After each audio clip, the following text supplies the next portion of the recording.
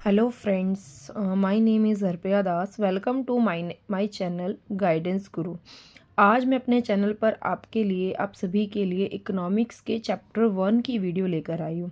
जैसा कि हम सभी जानते हैं कि हमारी जो 11th में इकोनॉमिक्स हैं उसके दो पार्ट है। एक है स्टैटिस्टिकल फॉर इकोनॉमिक्स और एक है हमारा माइक्रो इकोनॉमी। तो आज मैं आपके लिए बेसिकली माइक्रो इकोनॉमिक का चैप्टर 1 का पार्ट 1 लेकर आई हूँ, जिसमें हम सभी टर्म्स के मीनिंग्स के बारे में जानेंगे।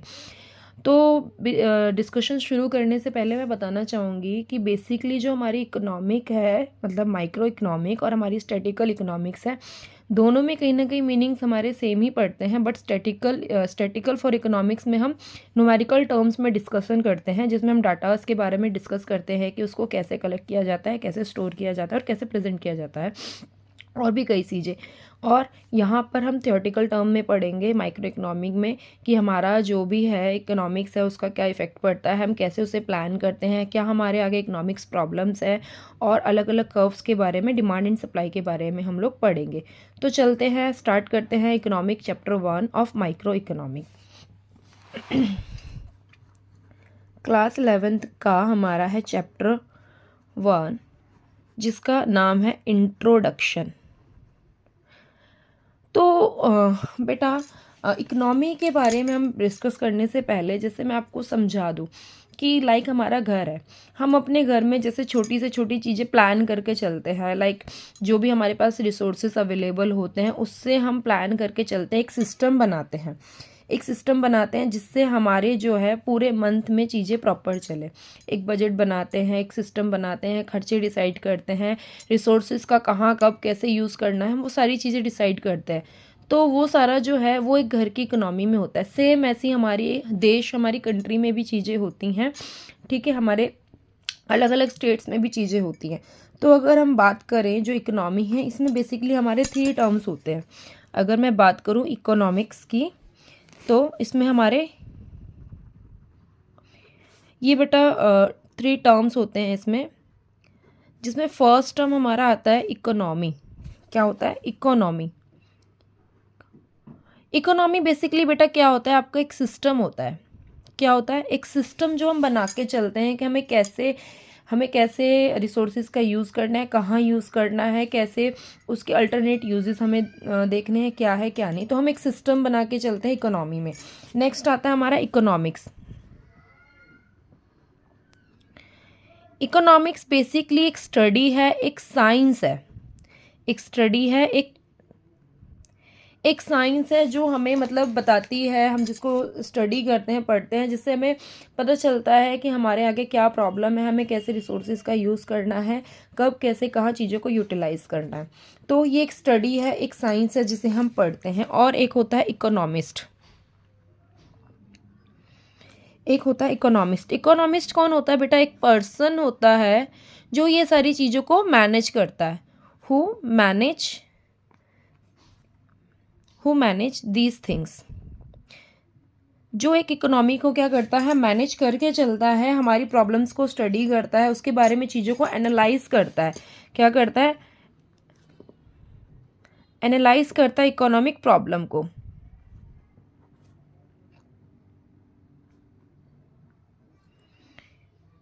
इकोनॉमिक प्रॉब्लम्स को क्या करता है? वो एनालाइज करता है।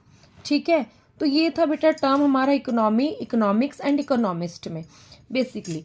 अब बात करते हैं हम कि इकोनॉमी का प्रोसेस क्या होता है। जैसे कि मैंने आपको बताया कि अब उससे पहले जैसे ये बता दूं, जैसे इकोनॉमिक सिस्टम है जो हमें क्या प्रोवाइड करती है, जो हमें प्रोवाइड करती है,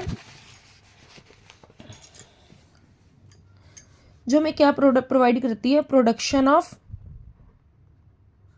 डिस्ट्रीब्यूशन, जो हमें एक तरह से वे देती है जिससे हम क्या कर सकते हैं? अर्न कर सकते हैं और अपनी लिवलीहुड को क्या कर सकते हैं? पा सकते हैं। ठीक है। नेक्स्ट हमारा होता है स्टडी। साइंस में हम क्या करते हैं कि हमें ये पता करना होता है कि हमें क्या प्रोड्यूस करना है, what to produce, how to produce, कैसे प्रोड्यूस करना है, and for whom to produce, और किसके लिए प्रोड्यूस करना है। ठीक है, ये 3 फैक्टर्स होते हैं जो हमारे इकोनॉमिक्स में बहुत इंपॉर्टेंट होते हैं, फॉर हुम टू प्रोड्यूस। और ये वही पर्सन होता है जो ये सारी चीज़ों को देखता है, करता है, एनालाइज करता है। ठीक है, अब बात करते हैं इकोनॉमिक प्रोसेस की। किसके? हमारे इकोनॉमी प्रोसेस के।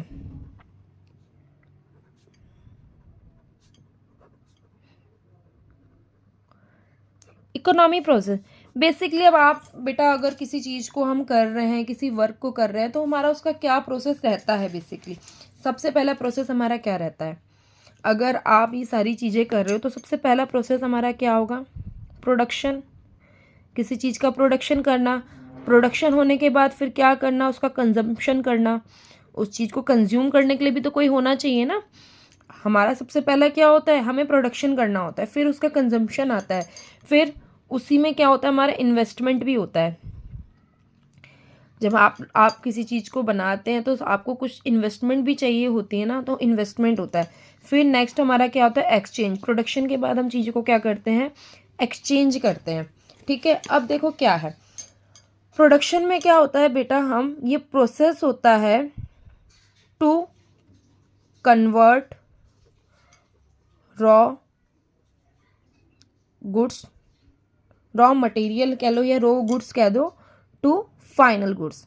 रॉ गुड्स से यानी रॉ मटेरियल से हम उसे फाइनल गुड्स में क्या करते हैं? कन्वर्ट करते हैं। ये हमारा किसका प्रोसेस होता है? प्रोडक्शन का प्रोसेस होता है। कंजम्पशन का क्या प्रोसेस होता है? अब ये क्या होता है? हमने प्रोडक्शन कर लिया, अब उसको कंज्यूम करने के लिए भी तो कोई हमारे पास होना चाहिए ना। तो कंजम्पशन में क्या आपका आता है? To consume goods by the customer. To consume goods by the customer. ठीक है, अब इन्वेस्टमेंट में क्या होता है? अब आप कोई कहीं पे कुछ भी इन्वेस्ट करोगे तो आप किस पर्पज से इन्वेस्ट करोगे? फ्री में तो आप लोग इन्वेस्ट नहीं करोगे ना, आप लोग चाहोगे ना कि भाई उस इन्वेस्टमेंट के बदले आपको कुछ रिटर्न मिले। तो प्रोडक्शन लॉक करते हैं, कंजम्पशन भी करते हैं, उससे भी कुछ ना कुछ आप लोग प्रोडक्शन से भी कुछ अर्न करोगे। अब इन्वेस्टमेंट में भी तो हमारा ये मोटिव होता है ना कि हमें बदले में कुछ मिले, तो वो क्या होता है हमारा? To earn return. To earn return, हमें उसमें कुछ रिटर्न मिले। आप किसी जैसे कि हम अपना पैसा बैंक में लगाते हैं, बैंक में सेविंग करते हैं, तो हमें उस पर कुछ परसेंट इंटरेस्ट मिलता है। सिमिलरली अगर वो पैसा हम कहीं और इन्वेस्ट करते हैं तो हम इसी पर्पज से इन्वेस्ट करते हैं ना कि हमें उस पर कुछ परसेंट इंटरेस्ट मिले, तो उसको हम क्या बोलते हैं? To earn for return. Return purpose से उसको अर्न करना। अब एक्सचेंज में हम क्या करते हैं बेटा? एक्सचेंज, मैंने आपको कोई सामान दिया तो बेटा मैं फ्री में तो नहीं दूंगी, फ्री में नहीं दूंगी ना। मैं क्या करूंगी? उस चीज़ की ऑनरशिप आपको ट्रांसफ़र करूंगी। ठीक है, आज ये मेरा था, आपने मुझसे खरीद लिया, तो अब क्या हुआ? उसकी ऑनरशिप आपकी तरफ क्या हो गई? ट्रांसफ़र हो गई। तो इन एक्सचेंज में क्या होता है? ट्रांसफ़र ऑफ ऑनरशिप होता है। ट्रांसफ़र ऑफ ऑनरशिप, हम ऑनरशिप को क्या करते हैं बेटा? ट्रांसफ़र करते हैं। ठीक है, आई होप ये जितना भी टॉपिक मैंने आपको समझाया हो ये आपको बहुत अच्छे से समझ आया हो।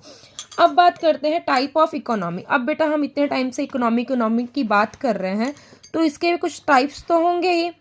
टाइप्स ऑफ, अब before discuss this topic I want to ask some questions from you. बेटा जैसे मैंने भी बोला था इकोनॉमी, यहाँ हम अपने घर की इकोनॉमी, घर का एक छोटा सा मैंने एग्जांपल दिया था कि जैसे घर में हम छोटी से छोटी चीज़ें प्लान करके चलते हैं, वैसे ही हमारे देश में भी छोटी से छोटी चीज़ें प्लान होती है। हम बजट प्रिपेयर करते हैं, हम ये डिसाइड करते हैं कि हमें कौन सी चीज़ें कितनी यूटिलाइज करनी है और किस पे कितना हमें इन्वेस्ट करना है। तो वैसे टाइप ऑफ इकोनॉमी में बेटा अगर हम बात करें अपने देश की, तो सबसे पहले हमारा जो कंट्रोल होता है, सबसे पहला कंट्रोल किसका होता है? गवर्नमेंट का होता है। हमारे उसमें क्या है? गवर्नमेंट, प्राइवेट, ये सेक्टर्स होते हैं। तो गवर्नमेंट सेक्टर्स क्या होता है? जिस पे गवर्नमेंट का कंट्रोल हो। तो जिस पे गवर्नमेंट का कंट्रोल हो, जिस इकोनॉमी को गवर्नमेंट के द्वारा डिसाइड किया गया, उसे हम क्या बोलेंगे? Centrally planned economy. Centrally plan economy मतलब जो चीज़ें किसने प्लान करी हो? गवर्नमेंट ने प्लान करी हो, जिसका एक जैसे हम बोलते हैं ना सेंटर, प्रॉपर एक देश का सेंटर क्या है? जो गवर्नमेंट ने प्लान किया हो, सेंट्रली प्लान इकोनॉमी। अब बात करते हैं हम एक अब गवर्नमेंट सेक्टर्स की हमने बात यहाँ कर ली, अब बात करते हैं प्राइवेट सेक्टर्स की।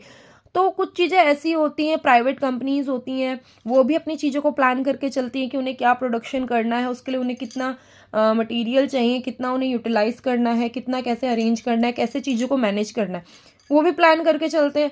तो अब उनकी इकोनॉमी को हम क्या बोलेंगे? Market economy. एंड नेक्स्ट, अब जैसे हम बात करते हैं, कुछ ऑर्गेनाइजेशन ऐसी होती हैं जिसमें गवर्नमेंट प्लस प्राइवेट दोनों का कंट्रोल होता है, तो उसे में क्या बोलते हैं? हम सेमी गवर्नमेंट बोलते हैं। अगर हम स्कूल्स कॉलेजेस की बात करें तो हम क्या बोलते हैं? सेमी गवर्नमेंट स्कूल है, सेमी गवर्नमेंट कॉलेज है। ऐसी कुछ ऑर्गेनाइजेशन होती है जिसपे दोनों का कंट्रोल होता है, गवर्नमेंट का प्लस प्राइवेट कंपनी का, तो उसको हम क्या बोलते हैं? Mixed economy. उसको हम क्या बोलते हैं? मिक्स्ड इकोनॉमी, जिसपे दोनों मिलके कंट्रोल करें। ठीक है, अब आते हैं इनके पॉइंट्स पर। अब जैसा मैंने सेंट्रल प्लान्ड इकोनॉमी की बात करी, तो मैंने बताया कि इस पे गवर्नमेंट का कंट्रोल होता है, तो control by government, government control करेगी। अब इसमें प्रोडक्शन होगा, प्रोडक्शन का प्लान कौन करेगा? Government. Production plan by government, production को कौन प्लान करेगी? गवर्नमेंट प्लान करेगी। फिर अब दूसरा इसमें क्या आ जाता है? ठीक है, इसकी सारी इकोनॉमी जो है वो कौन प्लान करता है? गवर्नमेंट प्लान करती है। तो मैंने बता दिया कि control by government, economy plan by government. जिसकी इकोनॉमी कौन प्लान करेगा? गवर्नमेंट प्लान करेगी। ठीक है, अब मैंने जैसे बोला कि ये गवर्नमेंट की इकोनॉमी होती है, गवर्नमेंट इसको प्लान करती है, गवर्नमेंट इसको कंट्रोल करती है, तो क्या गवर्नमेंट चाहेगी कि उसकी कंपनी में, उसकी ऑर्गेनाइजेशन में किसी प्राइवेट सेक्टर का इन्वॉल्वमेंट हो? चाहेगी? नहीं चाहेगी ना, जब तक उसको नीड नहीं होगी तब तक वो नहीं चाहेगी। तो इसमें क्या होता है? मिनिमम प्राइवेट इन्वॉल्वमेंट होता है, मिनिमम प्राइवेट इन्वॉल्वमेंट होता है।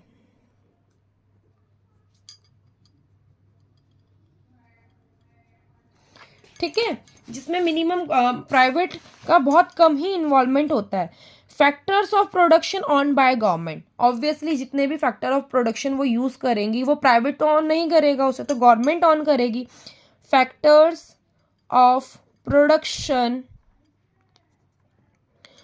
On by government, government on करेगी इसको, प्राइवेट तो ऑन नहीं करेगा। अब फैक्टर ऑफ प्रोडक्शन में आपके क्या क्या आ जाते हैं? फैक्टर ऑफ प्रोडक्शन में आपके आते क्या क्या है? लाइक लैंड हो गया, फैक्टर ऑफ प्रोडक्शन, इसमें कौन कौन आ जाएगा? आपका लैंड आ जाएगा। लैंड वो प्लेस जहाँ पे आप क्या करोगे? अपने ऑर्गेनाइजेशन को सेटअप करोगे।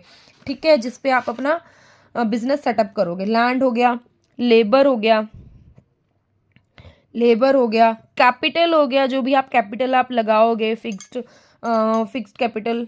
ठीक है, एंड आपका क्या हो गया? एंटरप्रेन्योरशिप हो गया। एंटरप्रेन्योरशिप मतलब जो उन सारी चीज़ों को क्या करेगा? प्लान करेगा, चलाएगा। तो ये सारी चीज़ें बेटा कौन कौन कंट्रोल करेगा? गवर्नमेंट कंट्रोल करेगा। अब बात करते हैं मार्केट इकोनॉमी। जो चीज़ें यहाँ पर गवर्नमेंट कर रही थी, सेम सारी चीज़ें कौन करेगा? प्राइवेट करेगा। सारी चीज़ों को कौन करेगा? प्राइवेट सेक्टर का कंट्रोल होगा। ठीक है, इकोनॉमी लाइक फर्स्ट क्या था? कंट्रोल बाय गवर्नमेंट, तो ये कंट्रोल बाय प्राइवेट होगा। ये production plan by the government, production plan by the private sector. ठीक है, economy plan by government, economy plan by the private sector. Minimum यहाँ पे प्राइवेट इंटरफेरेंस था, उधर किसका इंटरफेरेंस होगा? मिनिमम गवर्नमेंट इंटरफेरेंस होगा। Factor of production on by the government था यहाँ पे। मार्केट इकोनॉमी में क्या हो जाएगा? Factors of production on by government. अब मिक्स्ड इकोनॉमी में क्या होता है? ये सारी चीजें गवर्नमेंट प्लस प्राइवेट दोनों सेक्टर मिलके देखते हैं। गवर्नमेंट प्लस प्राइवेट ये दोनों सेक्टर मिलके देते हैं। फॉर एग्जाम्पल, जैसे हमारे पास दो सिम थी। कौन सी सिम थी? दो सिम थी, आइडिया का ले लो और आप हमारा एयरटेल ले लो। ठीक है, अब इसमें गवर्नमेंट इन्वॉल्वमेंट आई किसकी? BSNL की। Idea plus idea Airtel. अब उस सेक्टर में हमारी गवर्नमेंट कंपनी कौन सी है? BSNL। ठीक है, तो इसमें कहीं ना कहीं इस मार्केट में दोनों का इन्वॉल्वमेंट है ना, दोनों ही इन्वॉल्व हो रहे हैं। तो जिस सेक्टर्स में दोनों एक मैनेज करे जिस चीज़ों को, उसे हम क्या बोलते हैं, मिक्स्ड इकोनॉमी। आई होप ये वाला आपको अच्छे से समझ आया हो। If you have any doubt you can ask me on my comment box. Okay, अब चलते हैं नेक्स्ट टॉपिक के साथ। हमारा जो होगा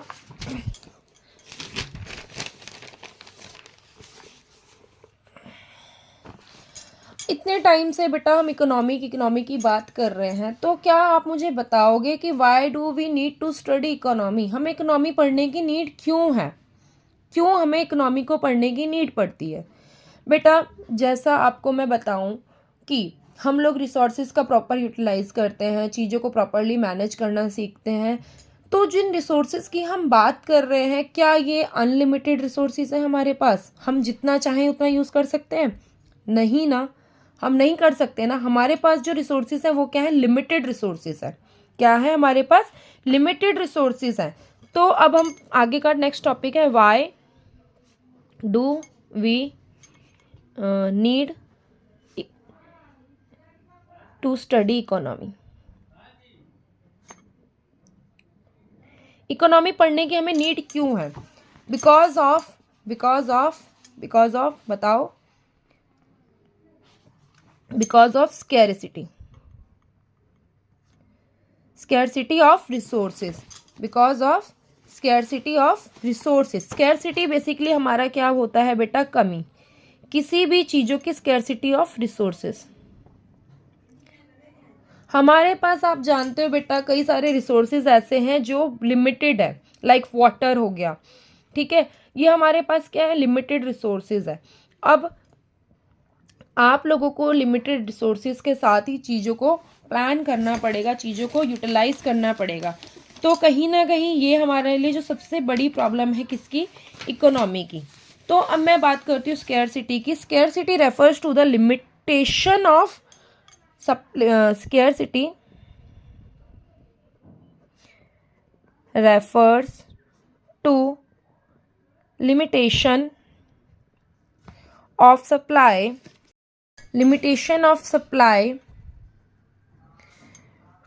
in relation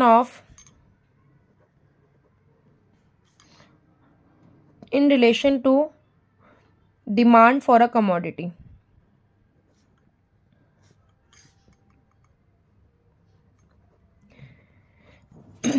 बेटा स्कैरसिटी क्या होती है, बेसिकली हमारी जो सप्लाई हम सप्लाई करते हैं उसका लिमिटेड होना in form of demand. Demand हमारी आपको पता है अनलिमिटेड डिमांड होती है। जो डिमांड्स हमारी होती है वो क्या होती है, अनलिमिटेड डिमांड होती है। बिकॉज कंज्यूम करने वाले लोग बहुत ज़्यादा हैं और सप्लाई हमारी क्या होती है, लिमिटेड होती है। अच्छा, इसका एक एग्जांपल मैं आपको देना चाहूँगी। आप लोग नोटिस करते हो कि समटाइम ऐसा होता है कि मार्केट में कुछ चीज़ों के प्राइस अचानक बहुत हाई हो जाते हैं, ठीक है, at the time of season जो है वो हमारा क्या है, मार्केट में उसके प्राइस बहुत हाई हो जाते हैं। लाइक जैसे आप लोगों ने देखा होगा कि अगर समटाइम्स ऐसा होता है कि किसी भी डिज़ास्टर की वजह से कोई भी क्रॉप्स हमारी डिस्ट्रॉयड हो जाती है, तो उस ईयर उससे रिगार्डिंग सपोज हम वीट ले लेते हैं, किसी डिज़ास्टर की वजह से, बाढ़ वगैरह की वजह से हमारे वीट सारे जो हैं वो डिस्ट्रॉय हो गए, तो उस साल पूरा क्या होता है, वीट के प्राइस बहुत हाई चलते हैं। क्योंकि हम प्राइस हाई रखने का रीज़न क्या होता है कि प्राइस हाई होंगे तो हम उसका क्या है, डिमांड जो है उस अकॉर्डिंग करेंगे कि हम मैनेज कर पाएँ, ठीक है। अभी से आपका देखो, आप अपने आसपास भी देख सकते हो कि लाइक अब सीज़न चलेगा, अब जो टाइम आ रहा है इस टाइम पे, जैसे हम अभी बात कर रहे हैं मार्च के टाइम पे, टमाटोज़ के प्राइस एकदम से कम हो जाएंगे, 10 रुपीज़ kg भी आपको टमाटो मिल जाएंगे easily. But in the summer season इसके प्राइस क्या होंगे, बहुत हाई हो जाएंगे, बिकॉज इनको स्टोर करने की कॉस्टिंग बढ़ जाती है, बहुत सारी चीज़ें इनका कम अवेलेबल होना, ये सारी चीज़ें डिपेंड करता है कि हमारा प्राइस क्या होगा क्या नहीं होगा। अब वो क्या होता है, हम तो डिमांड कर रहे हैं, अब उस सीज़न में क्या होगा बेटा, जब टमाटो के प्राइस बहुत ज़्यादा हाई हो जाएंगे तो आप देखोगे कुछ लोग जो होंगे वो क्या करेंगे, टमाटो को बाय करना कम कर देंगे। तो उससे क्या होगा, वो कम कर देंगे, या कुछ लोग बाय नहीं करेंगे, वो क्या करेंगे, बाय नहीं करेंगे तो उससे क्या होगा कि आपका जो ये है डिमांड और सप्लाई जो है वो बैलेंस होगा। ये जो डिमांड और सप्लाई है आपका क्या चलेगा, बैलेंस चलेगा। ठीक है, कुछ लोग जिनको जो चल सकते हैं वो नहीं खरीदेंगे और जो नहीं चल सकते वो खरीदेंगे। हमारी जो है क्वांटिटी जितनी प्रोड्यूस हुई वो तो उतनी ही रहेगी, बस हमारी डिमांड और सप्लाई मैनेज हो जाएगी। तो स्केर्सिटी क्या होता है, बेसिकली हमारा जो रिसोर्सेज है कुछ हमारे लिमिटेड रिसोर्सेज होते हैं। ठीक है, तो उसको हम क्या बोलते हैं, स्केर्सिटी बोलते हैं। बिकॉज हमारा जो होता है डिमांड क्या होती है, वो अनलिमिटेड होती है। हम कुछ भी डिमांड कर लेते हैं, ज़रूरी नहीं है उस हिसाब से हमें सप्लाई हो। ठीक है, आई बात समझ में। अब नेक्स्ट हमारा हम बात करते हैं इकोनॉमिक प्रॉब्लम की। अब देखो स्केर्सिटी है तो प्रॉब्लम तो होगा ही, प्रॉब्लम तो होगी ही ना। अब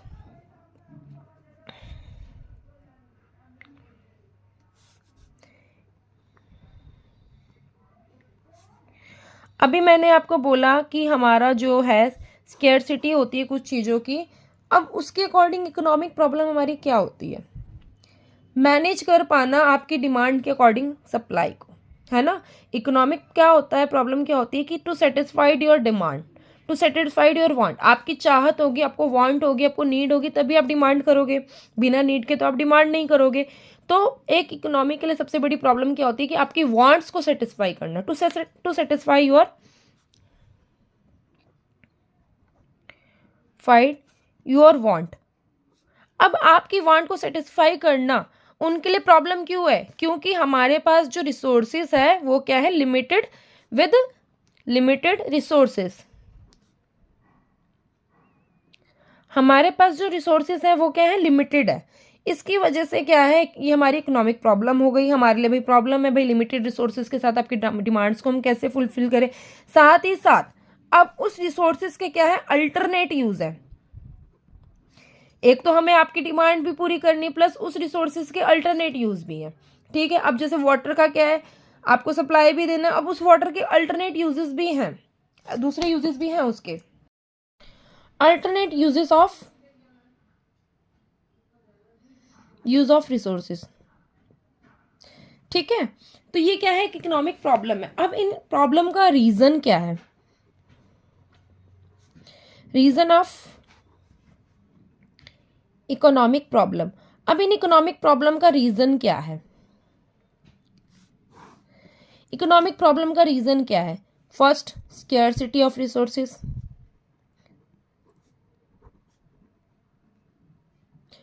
रिसोर्सेज की कमी। ठीक है, अब देखो जाहिर सी बात है, हमारे पास ये प्रॉब्लम कैसे है, हमारे पास जो रिसोर्सेज है वो क्या है, लिमिटेड है। रिसोर्सेज क्या है, लिमिटेड है। तो कहीं ना कहीं हमारे पास रिसोर्सेज की क्या है, स्केर्सिटी है। लिमिटेड रिसोर्सेज है, उनकी कमी होगी। तो ये हमारे लिए क्या है, एक प्रॉब्लम है to complete the wants of society. To complete, complete कह लो या फुलफिल कह लो, to fulfill the wants of society. Wants कह लो और नीड्स कह लो, नीड्स ऑफ सोसाइटी। सोसाइटी की नीड को पूरा करना, पर्सन्स की नीड को पूरा करना with the limited resources is the biggest challenge for us. It's a biggest challenge for economy. एक इकोनॉमी के लिए ये बहुत बड़ी बात है, बहुत बड़ी प्रॉब्लम है कि लिमिटेड रिसोर्सेज के साथ आप लोगों की नीड्स को, वांट्स को सेटिस्फाई करना। अब सेकंड क्या है, अब मैं तब से बोल रही हूँ लिमिटेड वांट। अगर हमारी वांट लिमिटेड रिसोर्सेज, अगर हमारी रिसोर्सेज लिमिटेड है तो ह्यूमन की वांट्स क्या है, अनलिमिटेड। भाई ऐसा तो नहीं है कि रिसोर्सेज की कमी से वो खाना पीना छोड़ देगा, नहीं ना। उसको जो चीज़ डिमांडेड है वो डिमांड करेगा। आप कहीं से भी ला के दो वो डिमांड करेगा। जो लेने वाले लोग होते हैं वो 100 रुपये 1000 रुपये की भी चीज़ें लेते हैं जिनको चाहिए, तो वो तो लेगा ही। तो अब दूसरी प्रॉब्लम हमारे लिए क्या है कि unlimited human want, unlimited human wants. Human की जो वांट्स है, चाहत है, जो नीड है, वो क्या है, आपकी अनलिमिटेड है। क्योंकि वो क्या करता है, डिमांड, वो डिमांड क्या करता है, अनलिमिटेड डिमांड करता है, अनलिमिटेड डिमांड करता है। तो वो भी एक इकोनॉमी के लिए बहुत बड़ी प्रॉब्लम है। वो भी क्या है, एक इकोनॉमी के लिए बहुत बड़ी प्रॉब्लम है। नेक्स्ट हमारा क्या है बेटा, अल्टरनेट यूजेस ऑफ कमोडिटी। किसी भी कमोडिटी की, किसी भी रिसोर्सेज के दूसरे यूज होना। एक तरफ तो हम ये कह रहे हैं कि भाई हमारे पास रिसोर्सेज की कमी है, हमारे पास लिमिटेड रिसोर्सेज हैं, पर साथ ही साथ उस रिसोर्सेज के और भी दूसरे यूज हैं, अल्टरनेट यूज ऑफ रिसोर्सेज। उस रिसोर्सेज के क्या है बेटा, और भी दूसरे यूज है। फॉर एग्जाम्पल हम डीजल की बात लेते हैं, आपको भी पता है कि ये लिमिटेड है हमारे पास। अब उस डीजल से आपकी देखो फैक्ट्रीज में, उस डीजल से आपकी फैक्ट्रीज में मशीन्स भी चल रही हैं। ह्यूमन जो नॉर्मल पर्सन है वो अपने मतलब बाइक स्कूटी वगैरह जो भी व्हीकल्स है उसको चलाने के लिए भी वो उस चीज़ को यूज़ कर रहा है। तो अब देखो ना कि उसकी डिमांड क्यों नहीं बढ़ेगी, क्योंकि कहीं ना कहीं उसके अल्टरनेट यूज है। अब उन यूजेस को फुलफिल करने के लिए भी इकोनॉमी के लिए एक बहुत बड़ी प्रॉब्लम है, बिकॉज हमारे पास रिसोर्सेज क्या है, लिमिटेड है। हमारे पास रिसोर्सेज क्या है, लिमिटेड है, लिमिटेड रिसोर्सेज है। तो उस रिसोर्सेज के साथ भी आपकी ह्यूमन नीड्स को फुलफिल करना हमारे लिए एक बहुत बड़ा चैलेंज है, एक इकोनॉमी के लिए बहुत बड़ा चैलेंज है। तो ये हमने सारे रीजन करे ऑफ इकोनॉमी प्रॉब्लम के, हमने ये सारे रीजन पढ़े इकोनॉमी प्रॉब्लम के। रीज़न फॉर इकोनॉमी प्रॉब्लम को डिस्कस करने के बाद अब हम पढ़ेंगे बेटा कुछ प्रॉब्लम्स ऐसी होती हैं जो सबके लिए ही कॉमन होती है, जो सबके लिए ही कॉमन होती है, हर इकोनॉमिस्ट के लिए क्या होती है, वो कॉमन प्रॉब्लम होती है। तो वो क्या है, उसको हम क्या बोलेंगे, सेंट्रल प्रॉब्लम ऑफ इकोनॉमी, जो सभी के लिए क्या है, कॉमन है। सेंट्रल प्रॉब्लम ऑफ इकोनॉमी, एक इकोनॉमी की जो सेंट्रल प्रॉब्लम है वो क्या है। अभी मैंने आपको बताया था सेंट्रल प्रॉब्लम क्या है। फर्स्ट, क्या प्रोड्यूस करना है हमें, क्या हम प्रोड्यूस करें, ठीक है, व्हाट टू प्रोड्यूस, क्या प्रोड्यूस करें। अब हाउ टू प्रोड्यूस, अब उसे कैसे प्रोड्यूस करना है। अब हाउ टू प्रोड्यूस, उसको कैसे प्रोड्यूस करना है, जो भी प्रोडक्शन हमें करना है उसे कैसे करना है। And for whom to produce, और किसके लिए प्रोड्यूस करना है, ठीक है। ये हमारी क्या है बेटा, सेंट्रल प्रॉब्लम है। जैसे मैंने आपको बिजनेस स्टडी में बताया था ना कि हमारी मेन प्रॉब्लम क्या होती है, डिसाइड करना कि हमें किस चीज़ का बिजनेस करना है, प्रोडक्ट डिसाइड करना। उसी तरह से हमारा क्या है, सेंट्रल प्रॉब्लम ऑफ इकोनॉमी क्या है, व्हाट टू प्रोड्यूस, हमें क्या प्रोड्यूस करना है। अब हाउ टू प्रोड्यूस, उसको कैसे प्रोड्यूस करना है। फिर फॉर होम टू प्रोड्यूस। अगर मैं बात करूँ, आप जैसे आगे भी पढ़ोगे तो इससे फॉर होम टू प्रोड्यूस से ही हमारा ये डिसाइड होगा कि हमें क्या प्रोड्यूस करना है। ऑब्वियसली जो डिमांड होगी उसी के अकॉर्डिंग हम प्रोडक्शन करेंगे, है ना। अब बात करते हैं इसको वन बाय वन हम डिस्कस करते हैं। फर्स्ट, व्हाट टू प्रोड्यूस, क्या प्रोड्यूस करना है, ठीक है। अब इसमें हमारा बेसिकली क्या आता है, 2 पॉइंट्स आते हैं कि व्हाट कमोडिटी, क्या कमोडिटी हमें प्रोड्यूस करनी है, क्या प्रोडक्शन करना है। What possible commodities to be produce, क्या कमोडिटीज हमें प्रोड्यूस करनी है। इसमें अब इसमें क्या हो जाता है, आपका टाइप ऑफ गुड्स आ जाते हैं कि किस टाइप के गुड्स आपको प्रोड्यूस करने हैं। टाइप ऑफ गुड्स आ जाते हैं कि किस टाइप के गुड्स हमें प्रोड्यूस करने हैं।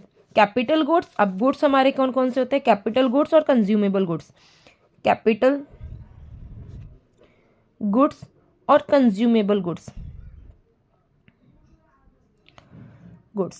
कैपिटल गुड्स में बेसिकली आपका क्या आ जाता है, मशीन्स आ जाती है, रॉ मटेरियल्स आ जाते हैं।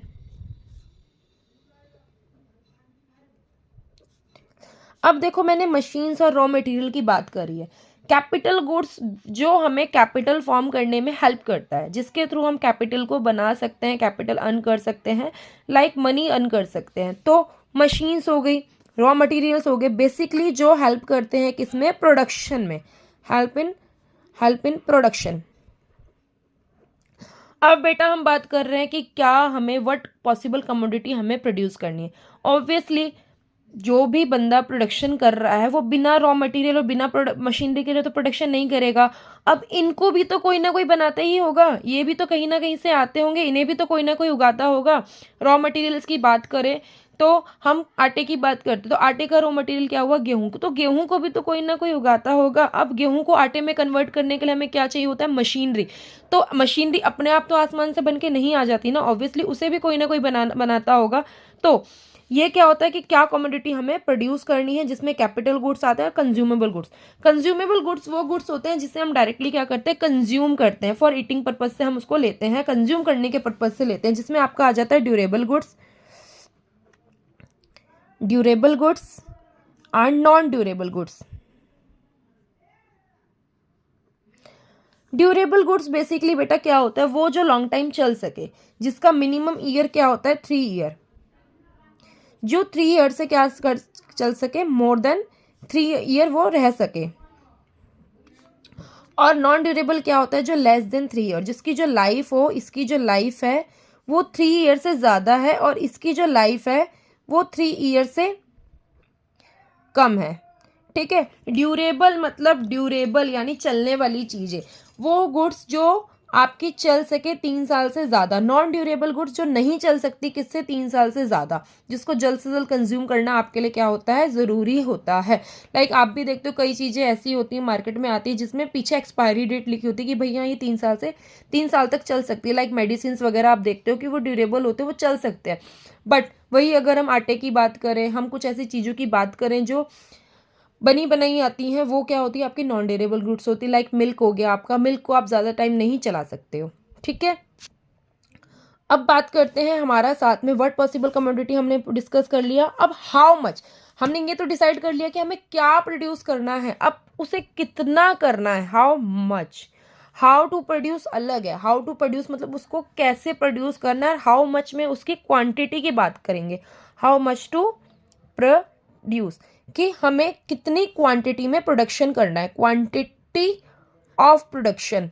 अब मैंने आपको बोला मार्केट में ड्यूरेबल गुड्स की डिमांड आप मानो कि 10 है, तो हम ज़्यादा से ज़्यादा 12 कर सकते हैं डिमांड, प्रोडक्शन ज़्यादा से ज़्यादा 10 कर सकते हैं। ऐसा तो नहीं है कि मार्केट में नीड 10 की और हम उसको प्रोडक्शन कर रहे हैं 100, नहीं ना, तो वो तो पड़े पड़े वेस्ट होगा, कहीं ना कहीं वेस्टेज होगा।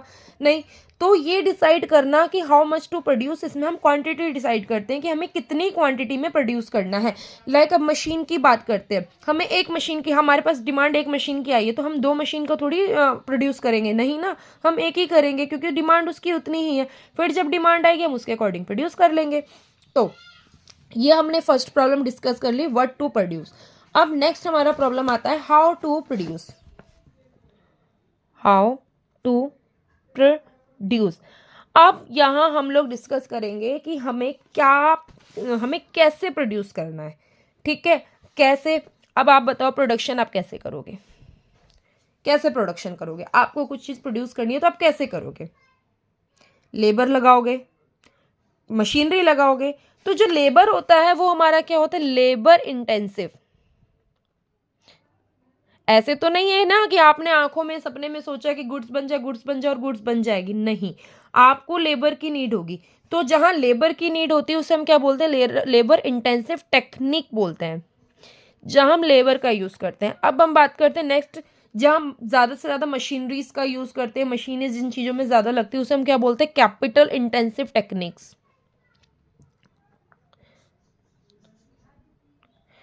जिस चीज में कैपिटल, अब हमें लेबर का यूज करना है या कैपिटल का यूज करना है, ये कैसे डिसाइड होगा। लेबर इंटेंसिव में लेबर का ज्यादा यूज होता है in compare of capital, capital intensive में कैपिटल का ज्यादा यूज होता है इन कंपेयर ऑफ लेबर। अब आप जैसे देखते हो कि बेटा हमारे इंडिया में पॉपुलेशन बहुत ज़्यादा है, पॉपुलेशन बहुत ज़्यादा है, तो वहाँ हम लेबर्स इंटेंसिव टेक्निक का ज़्यादा यूज़ करेंगे, हम चाहेंगे कि हर काम में लोग ज़्यादा लगे। अब अगर हम वही बात करते हैं फॉरेन कंट्रीज़ में, लाइक हम यूएसए की बात करते हैं, इंग्लैंड की बात करते हैं, तो वहाँ पे मैन हमारा जो है वो बहुत कम है, मैन फोर्स क्या है, बहुत कम है, तो वहाँ हम कैपिटल्स का, मशीनरीज का, टेक्निक्स का बहुत ज़्यादा यूज़ करते हैं। तो ये ज़्यादातर कहाँ यूज़ होता है, यूज़ इन इंडिया, और ये हमारा यूज़ होता है यूज़ इन यूएसए, इंग्लैंड और भी फॉरेन कंट्रीज जहां पर मैन फोर्स कम है लेकिन कैपिटल बहुत ज़्यादा है। समझ आ गया कैसे प्रोड्यूस करना है। अब नेक्स्ट हमारा क्या आता है इसमें, फॉर हुम टू प्रोड्यूस। अब हमें किसके लिए प्रोड्यूस करना है? ऑब्वियसली हम किसके लिए प्रोड्यूस करेंगे? किसके लिए प्रोड्यूस करेंगे? जो उसके लिए हमें पे कर पाएगा, जो हमें पे कर पाएगा। तो फर्स्ट हम उसके लिए पे करेंगे हु पे, उसके लिए हम प्रोडक्ट प्रोड्यूस करेंगे जो क्या करेगा, हु हैव पेइंग कैपेसिटी, जिसके पास पेइंग कैपेसिटी होगी, जो हमें उस प्रोडक्ट के बदले क्या कर पाएगा, पे कर पाएगा। आप फ्री में तो किसी के लिए प्रोडक्शन नहीं करोगे ना, हर कोई पर्सन या अर्निंग के लिए कुछ ना कुछ वर्क करता है, तो फ्री में तो आप नहीं कोई भी प्रोड्यूस करोगे भाई। ऑब्वियसली आप भी चाहोगे कि आपने जो भी प्रोडक्शन किया उसके बदले आपको क्या मिले, पैसे मिले। तो आप क्या करोगे, उसी के लिए प्रोडक्शन करोगे जो आपको क्या करेगा, पे करेगा। अब ये किस पर डिपेंड होता है? Depend on level of income, depend on, अब जिसकी जितनी इनकम होगी, जिसकी इनकम का जितना लेवल होगा उसी के अकॉर्डिंग वो पे करेगा, और उसी के अकॉर्डिंग उसके लिए क्या होंगे, गुड्स प्रोड्यूस होंगे। क्लियर है? अब इसमें भी बेटा आपके 2 पॉइंट्स आ जाते हैं हमारे, किसके लिए प्रोड्यूस करें। जैसे मैंने आपको फर्स्ट पॉइंट में यहाँ बताया था कि हमारा जो भी है किसके लिए प्रोड्यूस करना है, कैपिटल और कंज्यूमेबल। ठीक है, कैपिटल वो है जो हमारे रॉ मटेरियल में यूज होते हैं। अब उसी तरह हमारा जो है फॉर हुम टू प्रोड्यूस, अब हम किसके लिए प्रोड्यूस करेंगे? ऑब्वियसली अब मशीनरी वगैरह जो बनाते हैं वो किस लिए बनाते हैं, फंक्शन के लिए, कि आगे वो काम कर सके, तो इसको हम क्या बोलते हैं, फंक्शनल डिस्ट्रीब्यूशन।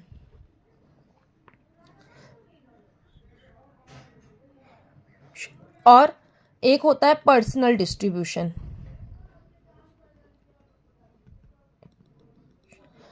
वो डिस्ट्रीब्यूशन उसके लिए प्रोड्यूस करना, किसके लिए, पर्सन के लिए।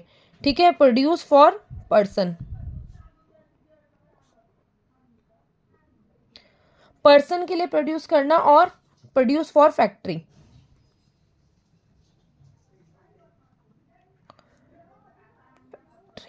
अब देखो इसमें क्या है बेटा, हम जो है किसके लिए प्रोड्यूस करते हैं, एक पर्सन के लिए प्रोड्यूस करते हैं जो कंज्यूम करना चाहता है, जो डायरेक्टली कंज्यूम करना चाहता है, जिसके पास डायरेक्टली आपकी चीज़ें पहुंच रही है। ठीक है, और दूसरा कुछ मैंने आपको बताया था, मशीनरी कैपिटल की डिमांड वो कौन करेगा, रॉ मटेरियल की डिमांड कौन करेगा, जिसे आगे प्रोडक्शन करना, उनके लिए भी चीज़ें बनाई जाती हैं। तो उसको हम किसमें बोलते हैं, उसको हम फंक्शनल डिस्ट्रीब्यूशन में बोलते हैं। तो इसमें जो प्रोडक्शन होता है वो पर्सन के लिए होता है, और नेक्स्ट पॉइंट में जो प्रोडक्शन होता है वो हमारा फैक्ट्री के लिए होता है। तो इसमें जो नेशनल इनकम का जो डिस्ट्रीब्यूशन होता है, इनकम का डिस्ट्रीब्यूशन होता है वो पर्सन के लिए होता है। ठीक है, और इसमें जो नेशनल इनकम का डिस्ट्रीब्यूशन होता है